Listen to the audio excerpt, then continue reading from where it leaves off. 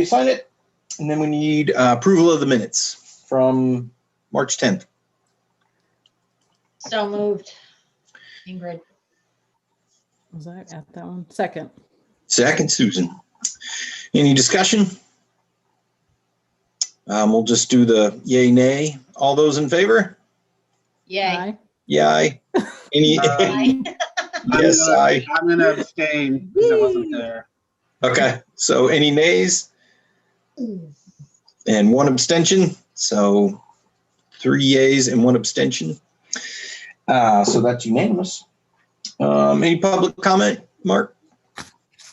No, John, I checked with Selena, nothing at this time. Okay, awesome. That brings us to the principal's report. Rhonda. Moving right along here. Yeah. Just a couple of thank yous. Just thank you to Greg and Larry. I don't know if people know, but 3 of our Pematic Kids signs got pink papers put up over them on Sunday night. So they went out Monday and took those down. I don't know how they got the paper off, but they worked their magic, and I think they did it with water, but Yeah, I noticed that today. I it think they got damaged, them all up a little higher too. yeah, it damaged them a little bit. They used their art skills and, fixed them up and put them back up and put them up higher so that people can't reach them. So kudos to Hopefully them. it's a short handle. Yeah. Hopefully nobody with a ladder, but Yeah. But just, it's saddening to see that somebody would do that to something associated with the school and something that was supposed to be a positive message for kids. And but it's fixed and they're back up, and I really appreciate the efforts of the guys. A lot of people have stepped up and done way more than they should be asked to do. People have been covering for each other, and our head cook is gone for a little while to help her mom, and our assistant cook Riley has stepped into that role, and he's doing a great job, and he's getting help from a part-time sub, and the custodians and bus drivers are all chipping in there too. So we're just really lucky to have the people that we have.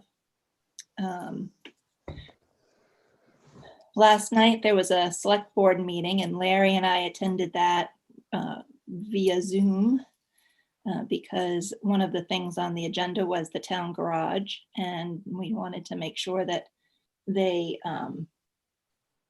we'd like it if they would put bus bays in that and put it back in the proposal. So what they did was basically kick it over to the infrastructure committee, which is a subcommittee of the select board. So there's no date set for that meeting, but we'll keep an eye out for that and make sure that we go to that one so that we can express why the buses really need to be undercover. Kindergarten screening. Whoop. Sorry, Rhonda, that infrastructure committee, from what I can see, will meet randomly. That's what And Dana you told me. probably have to stay on top of it to know they're going to meet. Yep. Do we know who's on that committee? It's Um, George, Skip, and another person, a third party Skip. community member, as I recall. Who is Skip? I'm sorry, Snap. Snap. Yeah. Hard to keep straight.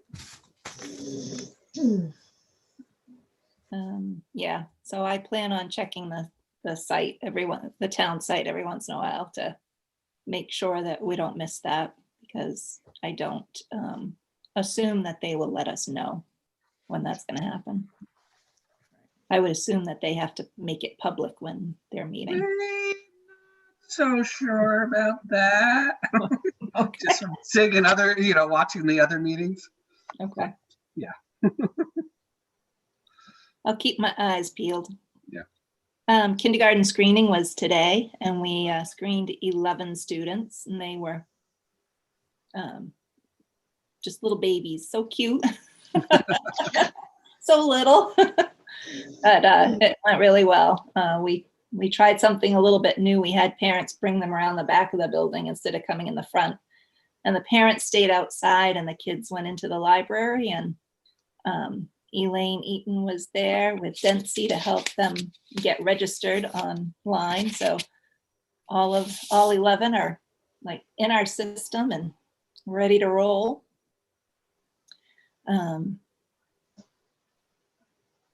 Julie's going to be talking about some data, I think maybe next, yeah.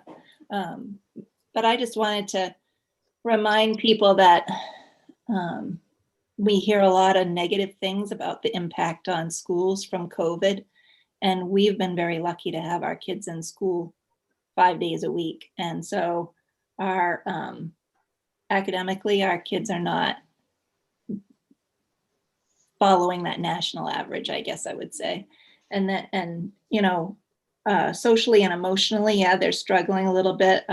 They're not used to really socializing with people, meeting new people. And that has a little bit of an impact on how they're doing. But academically, they're where we would expect them to be. So I just want to keep sending that message out to everybody that our kids are doing a good job and our staff is super supportive. I don't want to read through the report. So does anybody have any questions? Those are the couple of things that have popped up since I submitted the report. All right. Is that it? Any questions? All right. Thank you, Rhonda. Thank you. Moving on to Julie.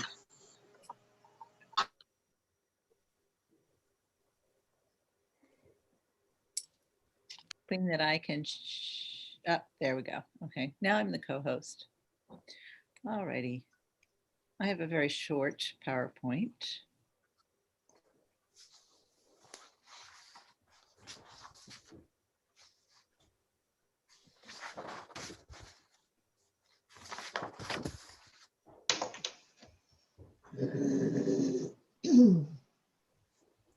Can you all see that? Yep. Yep. Okay, so this is the Pematic specific version of what you saw at the AOS board meeting for the district writ large.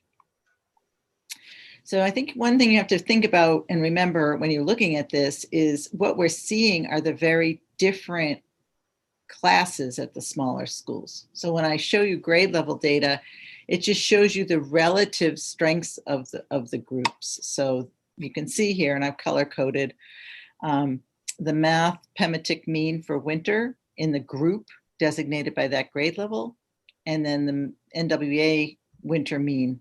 If it's yellow, it means it was slightly below. If it's green, it means it's basically on par. And if it's blue, it means it was quite a bit above. So you can see here, there's not really a trend per se.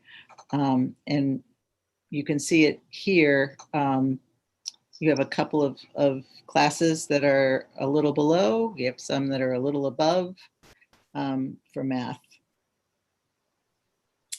And for reading, you have a slightly stronger picture, but similar.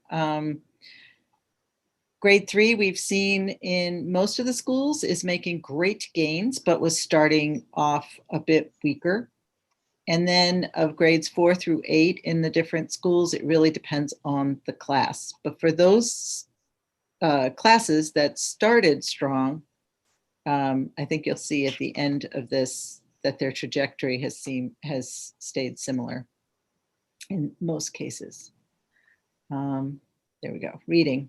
So you can see again, reading is just a little bit higher or lower than the means.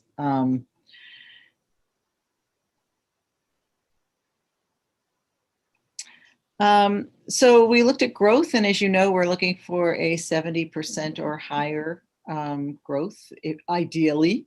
Of course, we have very small numbers in some of these classes, so one child accounts for a lot. I think we see here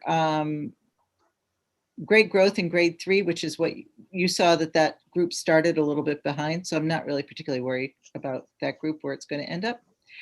There are some places where there was lower growth than we would have seen. However, I need to say this growth was based on the projection of how many, if they kept on the same trajectory, would be on track to meet their growth target for the end of the year. And I do fully expect that many of these percentages will be quite a bit higher. I think we're also seeing the emotional toll of this on several schools. You know, the kids they're masked and they're distanced. And I also think that schedules have had to be changed and rearranged, and I don't think we know all of the outcomes of that. The grade 8 reading slow growth, that we're seeing across the district. There seemed to be something where 8th graders just have pulled away from reading, and we need to relook at that. You can see that the growth percentiles overall are just about 10% lower than they were the year before COVID. Again, that's not that many children. So I want to keep reminding you that. This chart shows you math percent on growth to on track to meet the growth target, and reading percent on track to meet the growth target. And you can see that in many of the classes, they're more on track for reading than math. I also think partly what impacted that is the fact that Rhonda has had to use people very differently this year. And so we see at schools the very real effect of that. It's not, you know, we have all over the schools, people teaching for the first time in grade levels that they haven't been in before, interventionists being drafted to teach in classrooms. And I think when you see that, you see some immediate impact.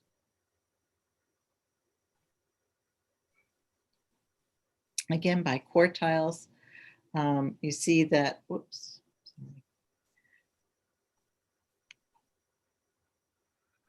The biggest story in this particular slide is that we saw some slide, and what I think you're going to see at the end of the year are kids a little bit more evenly distributed across the 4 quartiles.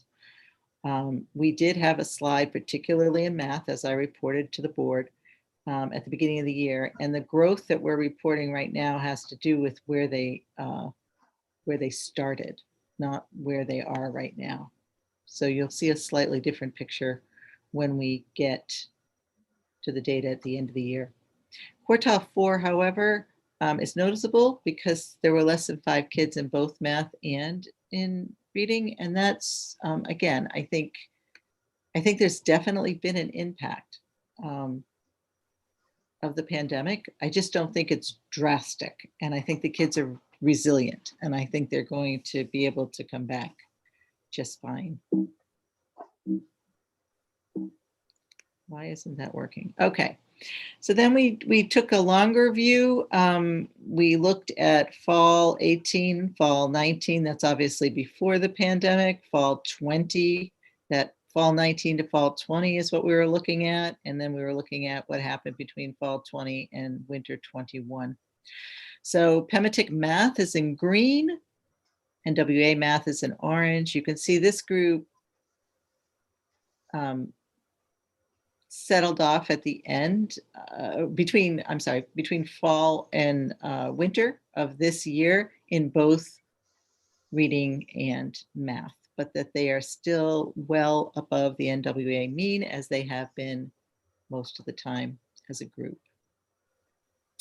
6th grade, you can just see that this class is struggling a little bit more. And I think Rhonda would tell you that that matches what they're seeing. And I think that this group we're really working with all of the principals on a back on track plan and really thinking about how to use resources to make sure that we're putting the appropriate supports where they need to be. And so looking at how we support these sixth graders is going to be important. Seventh graders started above the mean in fall of 18. There's no guarantee these are the exact same kids, but they're the kids who were in that grade who we have scores for the whole time. And you can see that they stayed above the mean and that they've continued to grow. And this was the class that was affected, one of the classes that was affected by the hybrid, and people were very concerned about. But I think, as you can see, there's not a reason for great concern here. They're really okay in terms of their preparation and movement towards high school. And then eighth grade. This is the current eighth grade. This is kind of interesting because they've had a kind of an unusual pattern with how their math and their reading have intersected. This class also is a class where we're going to look at very carefully where they end up. And so that individuals in this class who are having some challenges, that we'll make sure that at the high school that that's communicated and that they get the support that they need. You can see the trajectory in math is pretty consistent, but that leveling off at certain points for this group in reading can't be attributed to teachers because same teacher. So it's really the class. And I think it's kind of interesting to have that as a case study, that these classes are really significantly different in terms of their composition. So that's all I have for you. This is just a snapshot. It's just NWA. The teachers are obviously doing a great job at supporting our students. We obviously, like every other school, have some students of concern at Pematic, but we're going to think really carefully and thoughtfully. And Rhonda and her team have already started that thinking and planning and on how to support them in their continued journey as students. So no great causes for alarm, a couple of places where we really do need to pay attention. Yeah, Ingrid.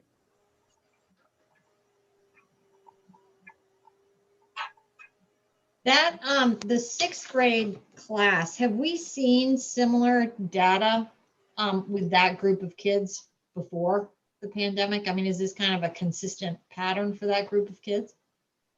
Again, I look at the data a lot. I don't know the particular group of kids. I'd have to, Right. I don't want to get too personal on a public Yeah. scene here about kids. And I do think that the numbers of the groups are quite small. And they also, even though only 7%, I think, of the kids are in the virtual academy, if like two of them are from one of these particular groups and they happen to be particularly strong or they happen to be particularly weaker, they're reported in here, but they're not a result of the Pematic program. So it may be confusing the picture, I guess I would say. Okay. Susan?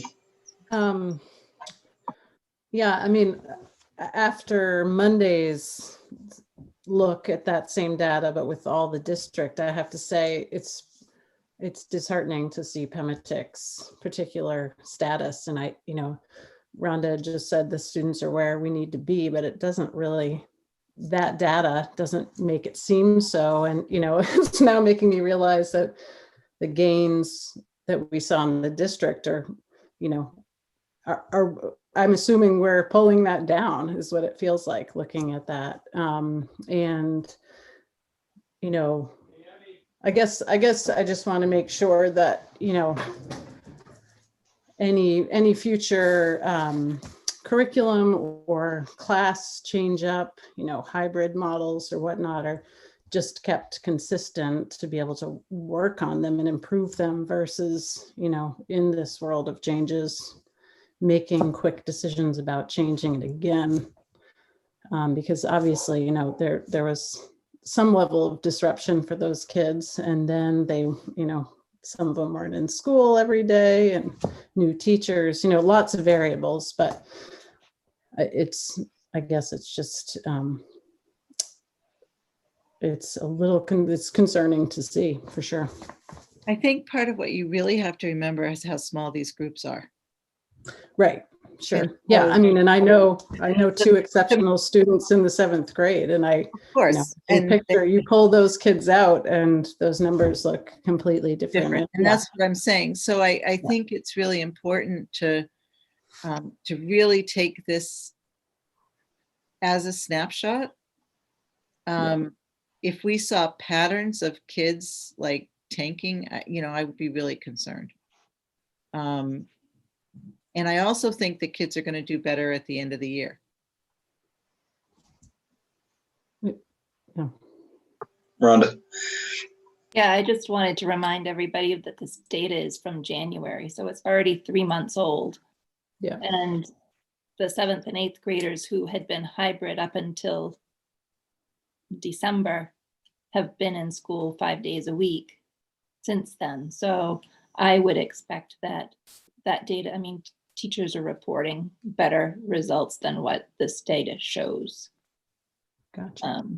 The other thing to keep in mind as far as math goes is that we started using a new math program in K-5 this year, Eureka Math. And oftentimes year of a when you program. start a new program, you get an implementation dip because everybody's getting used to the program. It usually takes 3 years before it bounces back. So we're in year 1 of a new math program. So I would expect lower numbers in math this year because of that. Thank you. Mhm. Thank you, Rhonda. I had forgotten that, and that obviously contributes a lot to looking at the data. Yeah. I think also the fact that you didn't have a math interventionist than you did. Now that you have him teaching 7th and 8th grade in math and science. Again, all these things which seem like they're small, if you've got small classes, they're going to make big changes. If we see something at the end of the year that we're really concerned about, then we will put into place the supports that we need to. But I know this doesn't look as glowing as it did at the district level, and I think it's hard to draw many conclusions from fall to winter data. The only reason we did all this analysis was because we wanted to make sure that kids weren't falling off a cliff, and I don't think they are at Pematic or anywhere else in our district. Yeah, I know it doesn't look good, but 10% with, it's like, not that any kids doing poorly or doing worse than they typically do is okay, but it's like 5 or 6 kids or Right. 7, 8 kids, right? It's so few kids spread out over the whole school. So it's not like it's 30 kids or whatever that number would be that would, be alarming. I also think, just to be very frank, some of our schools have wider demographics than others. And different schools had different numbers of people who disengaged during the pandemic as families or with their kids. And we're just looking at the results of all that too. We'll get them. We're not letting them go. We know where they are. We know how they're doing. Any other questions? All right. Thank you, Julie. Moving on to pre-K update. Who's got that? So I think Rhonda, Well, Julie and Jandria and I have been working on it together, and we've got Ingrid has been on a committee that has been meeting with us, and Carol Null and Pam Richard from Pematic, and Jessica Bass and Ashley, I can't remember Ashley's last name, Stanley. from Tremont. So we've been meeting for I don't know how many Friday afternoons, but quite a few. And one of the pieces is the MOU that I think is linked in the agenda. So we need, Julie, I'd love it if you would maybe go through that with them, but Sure, I'm happy to do that. Did you speak with Ingrid about the other piece? Did you have any time today? About the fact that we went back to, okay, so I just want to say to Ingrid, we went back to the proposal that we started with. So I don't think there's a need to consider a change to the proposal. The universal. mhm. Gotcha. So I just want to clarify that. Yep, perfect. The So- MOU, It's the one we're looking at then, is the current one? Mhm. Okay. this memorandum of understanding is what the two school boards would be signing as an agreement to work together to jointly hold the program, and also for the CDS to sign so that they know that they're working with two school districts on the same program. Mhm. The intent of the MOU is just to clarify. I'm trying to find it so I can bring it up because I have my agenda open on my phone. Let me see.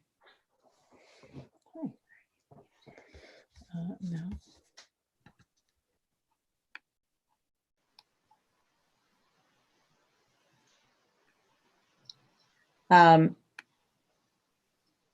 This is really proving challenging. My whole computer just decided to do its own thing.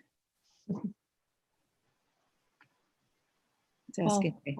While you're looking, maybe I could bridge the gap a little bit. So Yeah, here it is. I'm sorry. I really apologize. I couldn't find the screen that had it on it. But I have it up now. So I can share my screen so we can look at it all together.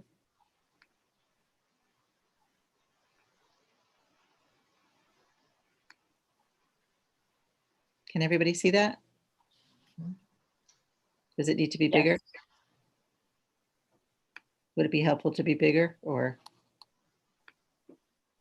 I can see it. Okay. Yes, thank you for asking.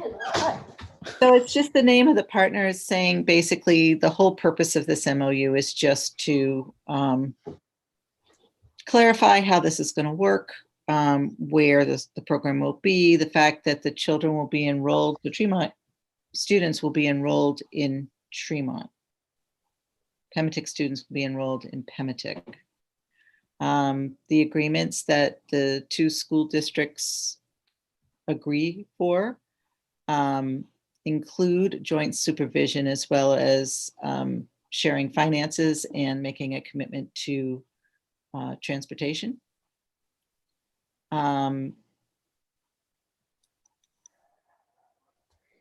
When we developed this, we felt like there needed to be a report to the Tremont and Southwest Harbor school committees in January and June regarding program evaluation and financial standing. We've agreed that evaluation will be shared by the two principals, but that obviously the two boards are the ones who have oversight for the program. That renewability would be annually by a vote of each school committee, and that any amendments to the MOU could be made by both school committees subsequent to the reports. We also listed reasons that a partnership could be dissolved. which included expansion to a full day program by either town, budget challenges, or lack of participation by either town. And that if there is space available, that Tremont or Pematic school staff members who do not reside in Tremont or Southwest Harbor could make a request to the appropriate school committee to ask for their child to participate in the public pre-K program. That is the MOU. We tried to make it simple and direct, but Ingrid and Rhonda and I worked on this with Jandria and Jessica Bass. And we'll take any questions.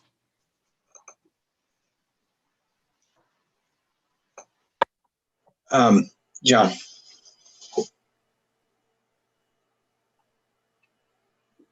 Silly question, but what does CDS stand for? I'm sorry, it's the Child Development Services, and I probably should spell that out. That is the state agency that provides special education services to preschool students who need them. So these students will qualify for mandated special services? So there's a child find process, and we'll use the dial. We've decided to screen pre-K as well as kindergarten. Any students that we feel are indicating that they require additional service, we would work with CDS to get those services provided. So it's not dependent on, that was one of the questions that the boards asked, is it going to be dependent on or incumbent on the schools to provide any special services for students with special needs? And the answer is that CDS is responsible for providing those services. Okay. Which is why they need to sign the MOU. Yeah. Yep. Susan. Maybe this isn't a problem, but has there been consideration of a longer term contract? And my reasons are that as a teacher being hired for this, if it was a year-to-year basis and one town bags out, or it seems like a tentative situation. And also on that note, the infrastructure, I know we have the space, but what's going into making this space amenable for pre-K? That would be another consideration if you were, coming and going from this option year to year, basically. I don't think it's certainly not the intent of either of the boards to do anything but continue to support this program. And the reason for dissolution would be that each school actually was in a place where financially and in terms of enrollment, they wanted to run their own full day program. So I think the reason for the annual is so that, if either town decided that they didn't want to do it anymore, then the other town would sort of have first dibs on anything to go with the program, including presumably personnel. I think we're going to know within 2 or 3 years if this is viable, and if and teachers are on conditional contract for the first 3 years. So actually now 2 years, right? Yeah. Okay, 2 years. So it's possible that if we have this as an annual renewal for next year, that the year after, the boards might want to say, okay, we've got 2 years of experience. We need to make a longer commitment for the reasons you described, Susan. Yeah, I don't worry so much about the school boards so much, frankly, as just the shifting faces of select boards and, uber conservative mind frames and, making waves basically on what I think is a great program. So, well, Southwest Harbor is pretty responsive to the fact that it really is proven over and over and over again that every dollar we invest is going to save $7 later. in costs, everything from special education to incarceration. So I don't know, I would just be hopeful that once we had the program established, that we would have parent voices also that would argue for it. And maybe others should jump in here on as to your thoughts. I had one more question that I promise I'm super for this. I want to be clear. The 50-50 split, say, you know, consistently Pematic is sending 3/4 of the kids. I'm assuming that's also up for annual discussion and shift, but I can see people pushing back against that as well. I mean, we can obviously somewhat project out how many kids from each sending town at this point. Apparently not. No, I mean, we've heard from some people, or I guess anecdotally, Jessica Bass had mentioned that she knows some families who are going to stick with the pre-K program that they're already involved with. So I think it's going to take 2 or 3 years before this becomes a robust and mostly all-inclusive program, right? I think that for a couple of years, you're going to have people who choose to stick with whatever plan they have been participating under, you know, whether it's Montessori or whatever it might be. Mhm. So, yeah, my hope is that we just capture those kids who aren't in a current program that's out there already, because those are the ones that we're creating this for. We're not creating it for the kids that are going to Harbor House or Montessori or Rose's Little School. Yeah. So, And maybe I missed it, is the hiring process for the teacher, obviously the teacher will have to have approval from both boards, and I would assume both principals as well. Mhm. And is that person 50-50? Are they an employee of Pematic? We talked about, I mean, that's an interesting one that maybe I should toss back to Mark, because I don't know what our options are in terms of whether we share employees all over the AOS. So maybe it's just a half-time, 50% for each school.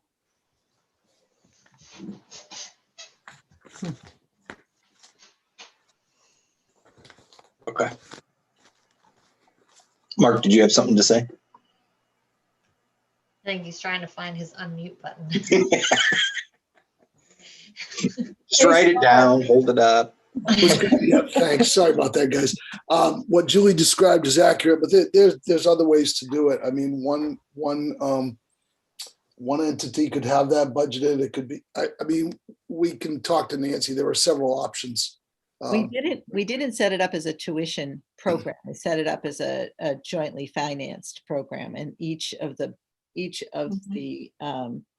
budgets had the expenses added to them for half of the Right. program. I mean, Yeah, because I think I'll- I think that was intentional so that we didn't have, so that Harbor House, I'm not Harbor House, sorry. Pematic wasn't showing the full amount of the cost of this program in their budget, so that when we moved forward, right, and we were doing comparisons, it Right. seemed like this was the cleanest way. I would think 50-50 would make the most sense, because then if for some reason one program decided not to move forward, like let's say Pematic hires the teacher and decides not to move forward, but Tremont wants it, we wouldn't want that person to have to reapply and start based on our current structure at the bottom of the rung, again. So I was just, it was tongue in cheek angry because you hit it. I was just gonna say, if we were a single employer and we had one budget, right, this wouldn't be an issue. because we wouldn't want to see that person lose anything if for some reason they switch from one school to the other because of whatever may be happening.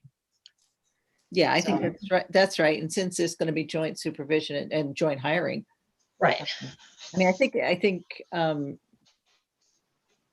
we did discuss it both ways. We discussed having like Tremont tuition in, but it just seemed like it was going to balloon Pematic's budget and make it look like it was Pematic's program that was letting Tremont in, and that's not what we wanted to set it up as. You know, the other thing is, and I know the board knows this, but it's an opportunity to highlight it. We compete with a lot of area districts. And when we have to piece positions together as percents or partial, that doesn't help us attract the best candidate. Well, I think we advertise it as a full-time pre-K teaching position that is being funded 50% by each community. I think by the time Nancy works her magic, everything will be perfect. Poor Nancy. It always- Yeah, John. So do we have to wait till passing of the budget to advertise for this? Yes. Right. And to register kids. And I did pass along to the chair of the select board that when they make these types of decisions, they're not taking into account the consequences. That this is putting us a month behind, right? When other communities are going to be putting their positions out there, we're going to be behind. So I've asked them going forward to be cognizant and mindful that it doesn't really impact the town's budget, but it does impact how the school operates. And it impacts when we're going to be able to do screening, which is the thing we discussed. And we're a little concerned about, because the sooner you do the screening, the more you're clear on if there are any services you have to arrange with CDS to provide. And CDS is already going to be told by all the other pre-Ks what they need. So, And you know, their process is not fast. no. Did I miss, I guess I missed something. As the town put off the meeting? Mhm. Yeah, the town meeting is June, what is it? It is June 5th on a Saturday. Ah. At the fire station Handy. with no parking. Oh, no problem. No, I did offer up the minibuses if they want to shuttle people from town, but. There you go. We'll have shuttle. If they take us up on that. Anybody else have any other questions? No? Thank you. Thank you for putting that together. So our understanding is that you can't sign the MOU till after the budget's passed either, because you can't commit to Yeah, the can't funding. commit then. till we know. Okay. That sounds good. Do we know when Tremont's town meeting is? It's in May. In May? They haven't changed theirs? Okay. All right. No discussion items. Does anybody have any on the agenda anyway? Move down to the action items, the probationary nomination of probationary teachers. Yes, John, whenever you're ready, I can go over that. Go for it. Okay. I can do this a couple ways. I can do these individually. You can do them in the aggregate, but if it's okay with you, John, I'll give an overview of the individuals. We have 7 individuals, and I can go down through, and certainly Rhonda can add to any of the information. And then if you want to pull these out or do them separately, we can. Sounds good. So we have 4 individuals moving from first year probationary status, recommending 4 individuals to move from first year probationary status to second year probationary status. Those individuals are as follows: Emily Mishu, Susan Raven, Pam Richard, and Hannah Worrell. And Rhonda, correct me if I'm wrong, Emily is art, and then Susan is science, Hannah special education, and Susan is third grade. excuse me. You know what? I'm going to stop right there, Rhonda. finish the list so I don't mess that up. Emily is art, and she's doing a fabulous job for her first year, and she's really starting to blossom and collaborate with some of the other people in the building and community partners. So that's exciting to see. Susan Raven is our third grade teacher, and she was our Title I Ed Tech for many years. And before that, she was a teacher. She's doing a great job again, just knocking it out of the park. No reservations about nominating her and or recommending her.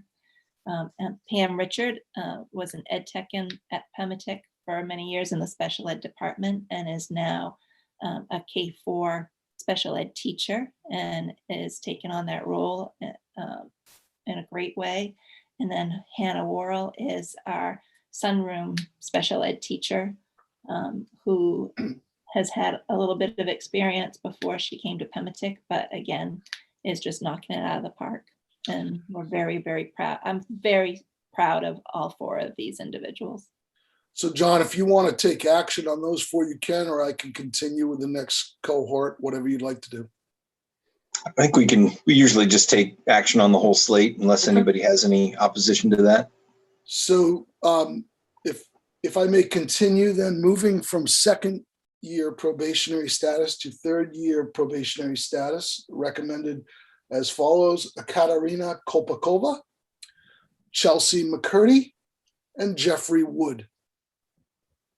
So Kate Kolpakova is our speech therapist. And again, in her second year, she's doing a great job. She's really, she's been, instead of being in her own office, we moved her in with the OT and PT. So they're in a room together, and that really, I think, helped her become more a part of our school. And the teachers say just wonderful things about her because she's not only pulling kids out, but she also goes into classrooms to provide some supports for kids. So, and the teachers love to have her in their rooms, and they love collaborating with her. So she's a great addition. Chelsea McCurdy is our middle school special ed teacher and is doing amazing. She's out on maternity leave right now, but she's doing a fabulous job. And then Jeff Wood is our math interventionist, who is also like proving how incredibly flexible and fantastic he is, because no matter what we ask him to do, he's stepping up and doing it. He's driving buses, he's teaching math and science to 7th and 8th graders. He's and he's, going into classrooms, so and pulling kids for intervention. So he's kind of jack of all trades this year. So just to remind the board, what I do with each of these, this is probably one of the most important things we do, is nominating staff for either continuance or continuing contract, or continuance of probationary status, or moving to continuing contract. And the process we use is outside of the observations and the evaluations that are conducted and the feedback provided. I sit with each principal prior to, we review the recommendations. Julie has input to that process, Melissa Beckwith, and then following that, then we bring the nominations forward to the school committee. And I'm pleased to nominate these individuals. I concur with Rhonda's recommendations. They're doing a great job. John, then Ingrid. Just a quick question. For the final three, is it second to third or second to continuing contract? So I have on my list from Selena, second to third. And I thought third was gone. Yeah, well, I think it is for the people who started this year. right. The people who started last year, they need to do 3 years. And John, I'm going to rely on Selena here because Sure. We've gone through this process with a couple of boards, but I will double check that. And if we have erred, we have time. I don't believe we have, but we have time to go back and amend up until May the 15th, but we'll double check it. Thanks. That was just my thing too. Yeah. I just wanted to verify that these guys No. were still under the 3-year probationary. No, Rhonda, I believe Rhonda's correct, and Yeah. certainly I'd rely on Selena. I would move the slate with joy and happiness that we have awesome teachers. Second, and I was gonna say, this is like, having kids spanning ages. I've never been as excited about a group of people as I am about this particular. Yeah. All right. Any discussion? You have to realize that many of these people are having their first or second year of teaching in a pandemic. Yeah. Right. Aren't we all? And they haven't run screaming from the building yet. Any discussion? John, All right. John, just wanted to remind you, Jim has joined us. Yep, I see you there, Jim. Hey. So all in favor? We can just do it verbally. Yeah, John, you can do it the way you have. Yeah, just Okay. want to note the final outcome for the record, please. Okay. All right. All in favor, say aye. All right. Aye. Any opposed, say nay. All right. The vote was unanimous to the positive. John, you may want to annotate too that for the minutes when Jim joined, and so the votes have changed with Jim including on that, please. Gotcha. Jim joined the meeting at, what time is it? 5:54. Well, 5:50 we'll say PM. So now we have 5 voters instead of 4. Thank you. And congratulations to all those individuals, and thank you for your support. Yeah, thank you. Thank you. All right. Moving on to review of healthcare anthem. Yes. John, I sent a sheet. I hope the board got that, but I have it here. And so I sent out the savings report to the board. Oh God, I got the wrong one. I've got HRA here. Rhonda, do you have that information on the Southwest? I'm looking it up right now. Okay, thank you. I'm sorry. I pulled up the wrong report here. I got the HRA one. So while she's looking for that, as the board knows, we typically budget 10%. This year in the pandemic, we were following the trends and we made adjustments early on in the process. We shifted that to 8. And so that forecasting bore out pretty well for us because we saw no increase. So that shows that what you have in your budget now is you have an 8% placeholder. Couple of options there. You could make adjustments at some boards have made adjustments at their levels or at town meetings. If the boards or the towns are going to consider any adjustments, Nancy and I would recommend being cautious and retaining at least half of the residual monies to navigate plan changes, hirings. And I would remind the board too, we're still in a collective bargaining process. Rhonda, do you have the total number, please? Thank you. It's 46,110. So But that that's 46,110 would represent 8% that we budgeted, and we would recommend retaining at least $23,000 of that for the reasons I mentioned previously.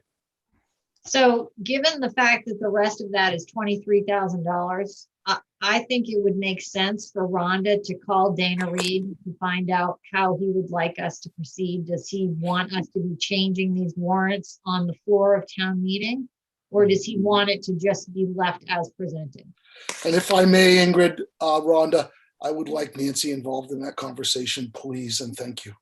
Or have Nancy do it. I mean, it doesn't, whatever, but I think somebody needs to, somebody in the past, when we found ourselves in this situation, the powers that be on the town side have said, let's not make these amendments on the floor for that small a dollar amount. And I don't want anyone to interpret that statement that I just made as if I'm thinking $23,000 is a small amount of money, but anything that is not used for will go into carry forward. So it will just reduce the amount for the next year. And it can become confusing on the town floor. So I think it makes sense to ask. Well, I think that's an important piece to remind everyone, Ingrid, is that regardless what is or isn't done with this money, we can't spend it Right. without board approval. It can't be spent out of, on other items. And whatever is not utilized for plan changes or directly related to insurance would go to carry forward. So by default, that money Right. is protected. And I will follow up with Nancy to reach out to Dana so we can navigate that. Okay. And So do we'll keep Rhonda in the loop on that. Okay. Do we need Susan. a motion then to, I think if I Retain. may, Susan, I'd recommend that we give Nancy time to talk to Dana and see how they'd like to proceed. So But I it's- wouldn't recommend any formal action at this time. I don't mean the hows, but the whats. Are we in agreement that 4% is what we'd like to keep? Or do we need a motion on that or not? Well, we may be keeping it all, right? If Dana doesn't Right. want us to change it on the town floor, so. Right.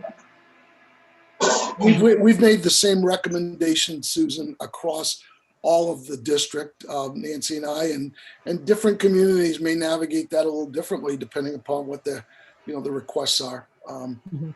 But yeah, I'll follow up with you folks. Thank you.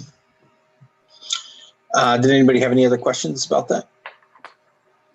No, John, but I do have one item that was brought up, or Ingrid mentioned under other business when you get to that. Go. I think we're there. I just want to make sure that if we're going to talk about this next item, that we're cognizant of the fact that we should not be discussing anything about collective bargaining and the negotiations in public.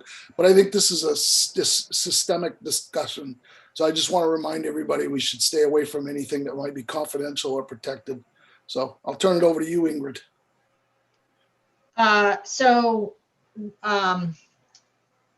The question that is being raised is whether or not we should have representation from each community at the next negotiations meeting, or whether or not we should let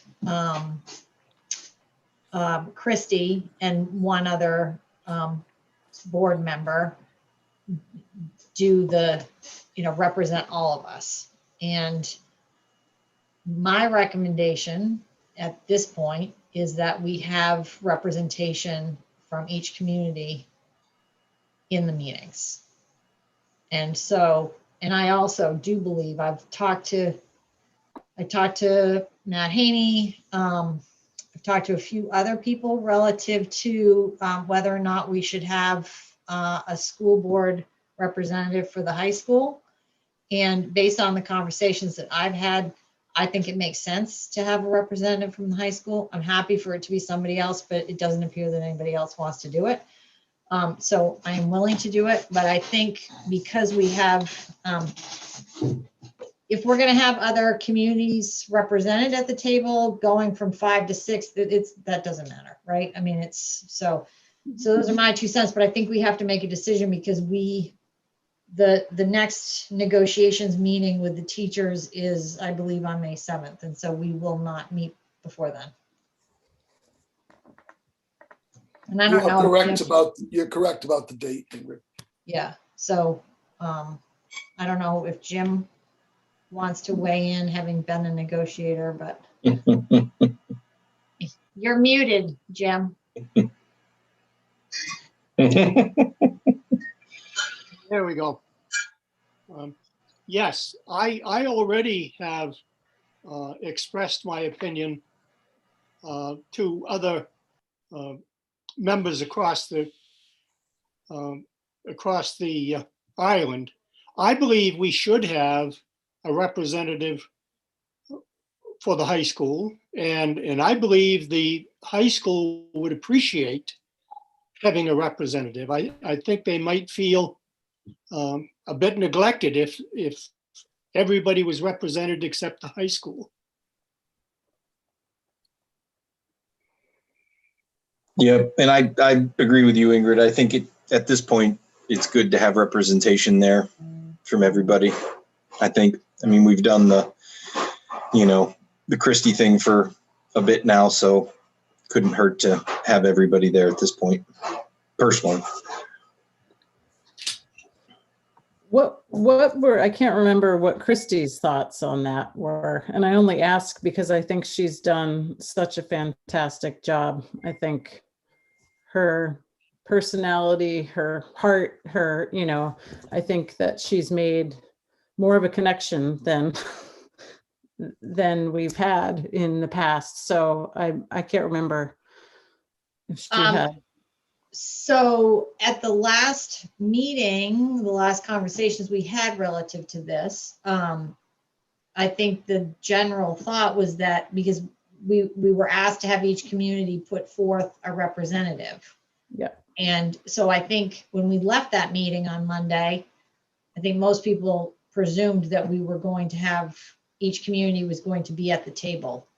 And then there has been some email dialogue over the last 2 days asking whether or not that's the way we want to go. So it's the group that she knows is going to be the representatives and the board chairs of the other 2 communities who hadn't put forth names yet, and has asked whether or not that group thinks that it should be Christie and Jessica Stewart from Tremont or a representative from each community. So I just felt like this was an opportunity because we have this meeting tonight where we should have a position on this. So I think it's probably time to, let's go ahead and put in our representation, same for the high school. Yeah, okay. that's my vote. So I think we'll have a consensus. So Jim or I will shoot an email off to that group, letting them know what Southwest Harbor's position is on that. Thanks. And thank you again for both of you being there. It's a lot to ask of you in your final time, but thank you. I know, we vowed we weren't going to do this again. Yeah, you did. I would have stepped up, but I'm just, my treatment Yeah. schedule is going to make that tricky. Yeah. To commit to more. Look, when It's fine. you got a good team, why would you mess with that, right? All right. Is there any other business? John, I have nothing. I'm not sure if Rhonda does or Julie. The only thing that I mentioned is, we had a good discussion about the calendar, and we're going to continue to monitor the feedback. But if the board or anybody wants to discuss those pieces, we will bring that back again, the AOS in May. But I just wanted to put that out there, that information is attached to the AOS agenda. And if anybody has any questions, just give us a shout out. You'll also start to see right after the break information coming from Rhonda and principals about end of the year activities. I know people are anxious for that, so that's been coming out. And that's probably a good opportunity for me to remind everybody. I mean, this is the second day in a row the state of Maine has seen 500 new cases. COVID is alive and well and thriving particularly in populations of 30 and below. I want to be careful because it impacts everyone. But if you think about this for a second, many of our elderly population and folks primarily 50 and above have been vaccinated. There are a lot of folks that are still, I think, researching whether or not they want to be vaccinated.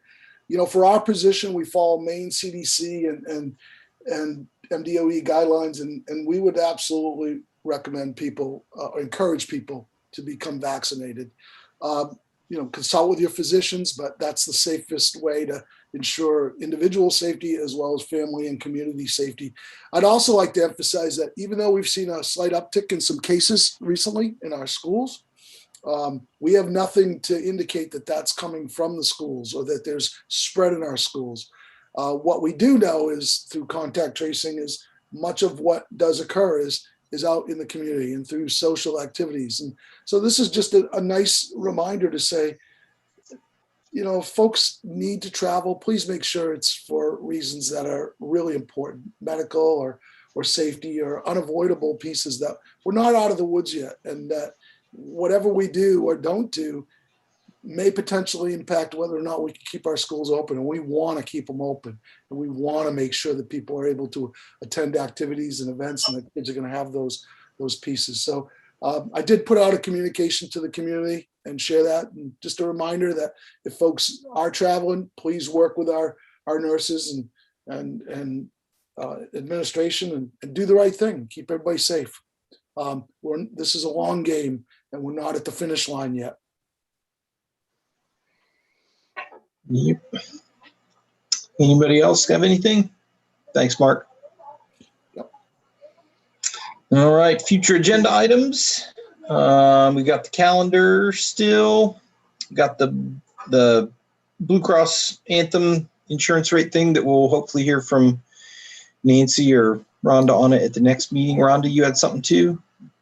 Just this Friday is the end date for people to get their CJ grant applications in. So usually in May we go through those and you guys make decisions. So I don't know if you want to tack that on to the end of the regular meeting, or if you want to set up a second meeting in May.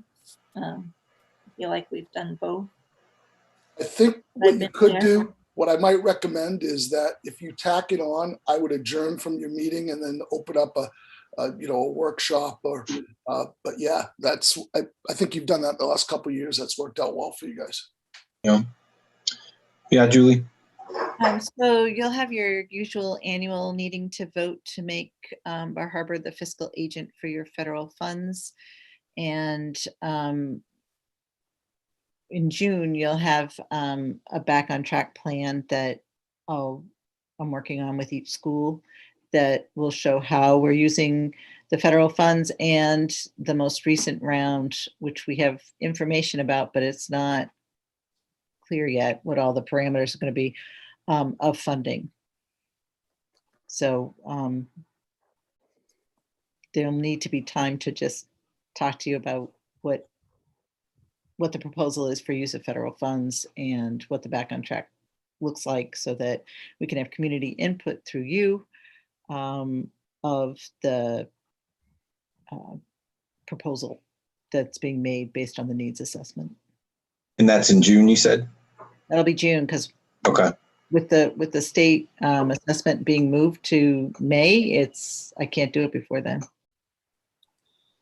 So it doesn't seem like May is going to be a huge agenda then, Ingrid, and then Rhonda. Well, Rhonda, is this based on future agenda? I had one other question. So why don't you go and then I will. With the future agenda, I was wondering if having a couple of teachers come present about the early releases and the impact that the early releases we've been having on student growth or achievement, or however you want to word it. If the board is interested in hearing about that. Yeah. Couldn't hurt. That will be 2 days after we vote on the calendar. That's Yeah. true. I mean, Timing is very good, is it? I'm That's a not good point. opposed to hearing it, but Okay. I mean, it sounds, might I suggest that the May agenda sounds light enough that we could replace it with the CJ meeting? And it seems like June looks busy. Yep. But any of these, I mean, I don't know. Yeah. Just I mean, me dreaming, no big deal. I mean, hopefully we can have a quick May meeting and then tack it on at the end. I don't know I guess we could throw CJ grants in the discussion items for the May meeting, if that's what you mean.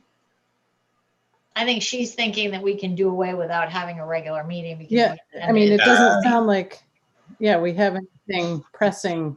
Well, we have to vote on the May. fiscal agent thing, so.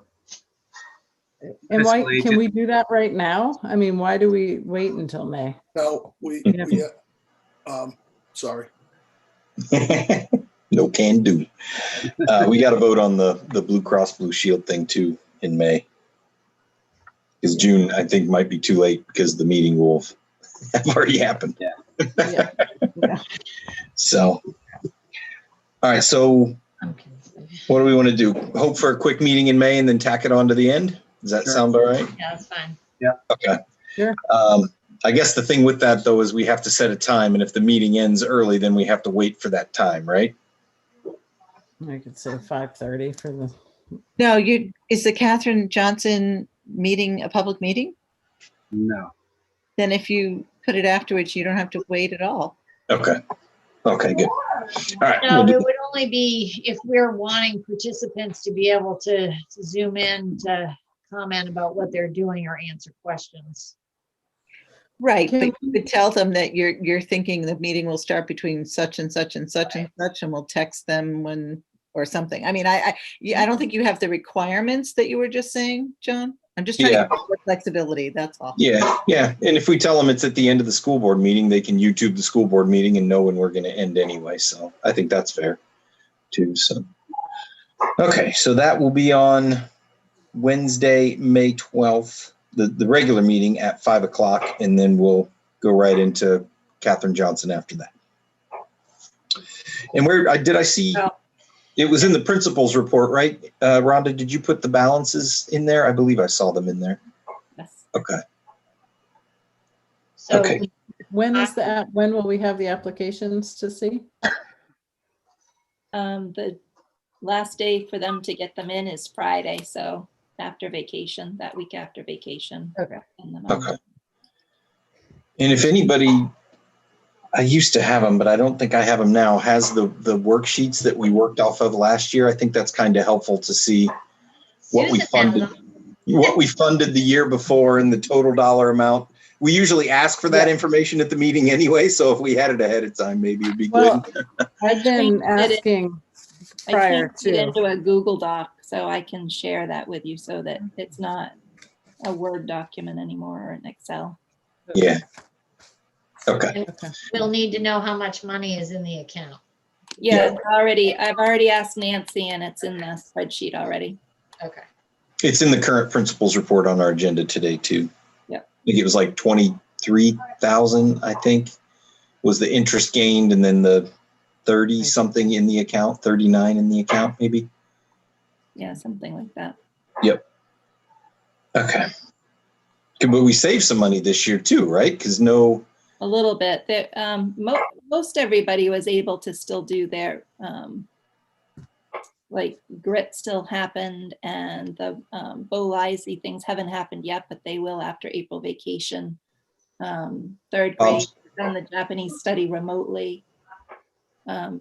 Most everything, I think, other than the Mary Lyman and the drama have happened or are going to happen. Bob's doing his, I know, or had been doing his. Yeah. Did we probably didn't fund a trip because we knew that there wasn't going to be No. a trip, right? Right, but there will be some activities for 8th graders to do. We just haven't figured it all out yet. So Right. So probably it would day be, trips in Hancock County. it would be helpful to know if there are funds that weren't expended last year, because we could add that to the amount that we can expend this year. Right. Yep. And I should have that after vacation. Great. So I just shared the spreadsheet with the fund account in it. Okay. I did it to the school committee email address. Perfect. Cool. Thank you. So the question that I have, and I guess I should have asked this under other business, weren't we asked to discuss the proposed calendar?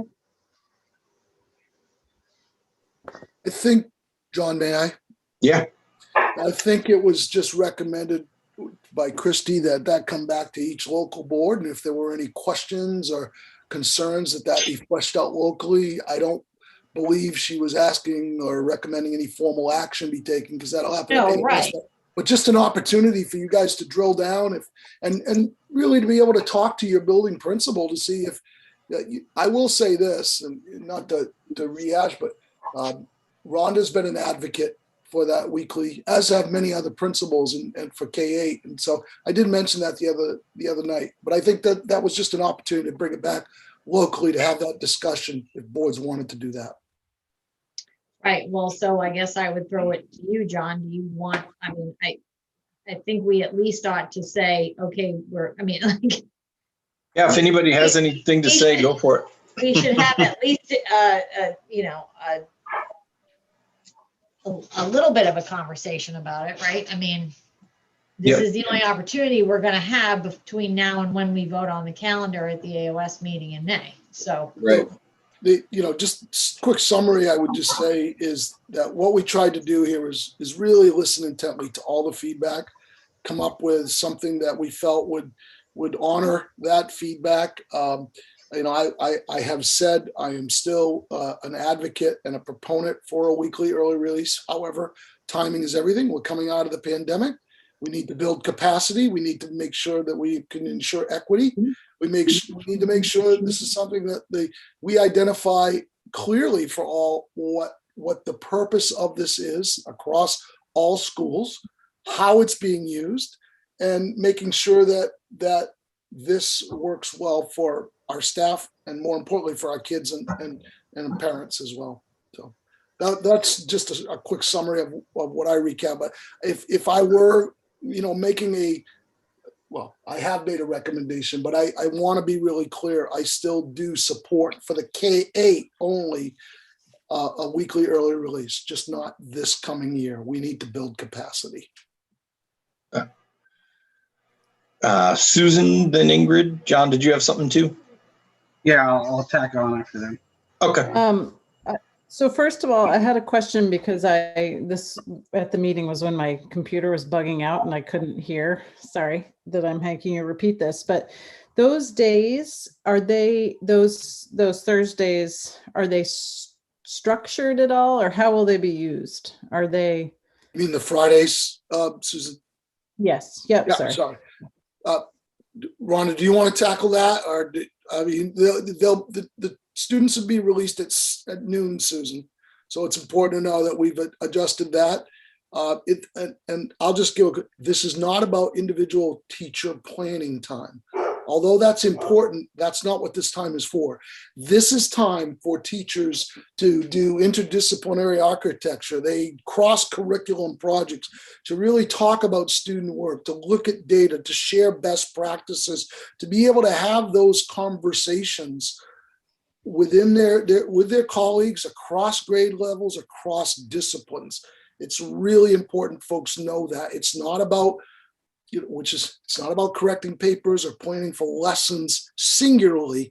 It's that collective piece. Well, I guess on my comment, because, I spoke to a lot of teachers about this and I'm, I guess I'm glad to hear that, but to me, I have faith and trust that our teachers are going to use this time well, no matter what. And in fact, learning from some teachers in Pematic, for instance, that these times allowed them to have more student time because they were pulled from their class less. And this is a grade level thing. I don't think it's an issue as much at the high school or even in middle school, but that gave me a lot of strength in my conviction about this process. And I just want to make sure that there is some flexibility with these teachers. And if they're using it for IEP meetings and, we all know they go home and they work weekends and they work nights and they can't catch up with the nitty gritty and the paper grading and all that. So I'm just wondering, I feel like, It's important to emphasize that the locus of control under this proposal and this model rests with the building principals. It's a building based and that domain. So we as we trust our teachers, we also trust our building leaders, and I'm very confident that the time would be used wisely and strategically. Yeah, I mean, I'm fully on board now, with this concept. I agree that this year is not the year to make this change. And I really appreciate this pullback and this compromise. I think it's good. It will give parents a good taste, but I think kind of the marketing of this piece, it felt clunky to start, but what I've learned in my discussions is that, just like the price of doing business in a classroom is higher than, we budget for when it comes to Kleenex boxes and glue sticks, so is the price of this time. And, one teacher said that for the first time in their 29 years of teaching, their time felt valued, which that was huge to me. So I know, there are always outliers on people that might not do the right thing every time, but I see that as an outlier for sure. And I fully trust that they'll use it, but I just wanted to make sure that not every second of this time was structured. So it's nice to hear. So thank you. Ingrid, you were next. Yeah, I would echo that. I think this is a good compromise. I look forward to that calendar committee getting together. I mean, I've been negotiating for a while, and I remember three times ago where this came up. We heard that teachers needed more time, and we offered more time, and we're willing to pay for additional days, but that was turned down. And so I'm hoping that this committee can figure out a way that we can balance the needs of the teachers and the students in a way that that values everybody who's part of this process. So, but I think I'm really happy with what you've put forward as a proposal. I think it just balances where we are at this point in time. So. Jim? I think I'm a little confused. Are we proposing that for the coming year, there is no early release? May I, John? Yeah, go for it, Mark. Jim, I think I can clear it up. So early on, when we had two calendar proposals or drafts. One showed a weekly early release and one showed no weekly early release. What I brought forward on Monday to the AOS and what administration is recommending now is one draft, and that will show a monthly early release on Fridays for the elementary only, K-8s only. There are 2 times during the year when the high school would have an early release, but it's not for what we described earlier. It's just to coincide with the close of semesters and grading, and that's been traditional in the past. So it's a monthly early release, Jim, on Friday with a noon dismissal for K-8 only. That's the recommendation. Okay, so it is the one we discussed at the AOS. Yes, sir. Yeah, thank you. Yeah, I'll just throw it out that I think it's a good compromise too. You know, it's a good way to test the waters, and just like Susan said, get the parents used to the idea. And I think a lot of parents are used to the idea because it's happened already this year. So it won't be that big of a change next year. It'll just be the entire year instead of starting halfway through the year. But I agreed too that it's definitely good that it's going to be building based and that the teachers are going to have some flexibility. You know, they know what they need to use the time for. They don't need anybody telling them what needs to happen. You know, I agree that we should have our full faith in what, you know, that they'll be using the time wisely and be appreciative of it. So, yeah. Can I just add one thing? Yeah. That I know that there are some teachers that also weren't in favor of this, and perhaps some schools that have a heavier weight towards not being interested in this. And while I don't like that they're not, getting their way or whatever, if we go forward, it's also really exciting to think about those teachers that aren't feeling stretched to the max, what they can do in this time. And as building administrators, to be able to create new exciting programs. I mean, that's an opportunity that I hope and assume that they'll take advantage of. So, Yeah, and maybe help collaborate with the teachers who are feeling a little bit stressed to show them the light, show them the way. Yeah, John. I concur. I think it's a good compromise. And Rhonda, if there were teachers, you said you wanted them to present to us. If there was anybody who wanted to, if you wanted to ask them, if you wanted to collect comments from any of the school teachers and share that with us ahead of that vote, that'd be fine by me. I think that's a good idea. Yep. This also had a start before Labor Day, right? Which it was a change from the previous calendar. Okay. Yeah, Rhonda. I just wanted to, it does have the proposed calendar does have one early release per month, but please keep in mind that 2 of those are for parent-teacher conferences. So technically it's not once a month for the model that we're talking about for professional development and for collaboration. So it's not quite once a month. And I'll say, I grew up in a system with the half-day Tuesdays all my education, and so it doesn't shock me as an odd thing. Mhm. So, yeah, I think a lot of it comes from where you're coming from. Yeah, I think it's a good compromise. I look forward to the day when it is, or hopefully that it will be once a week, because I think that that's when you really see change. 6 or 7 times during the year isn't really enough for us to see systemic change from this.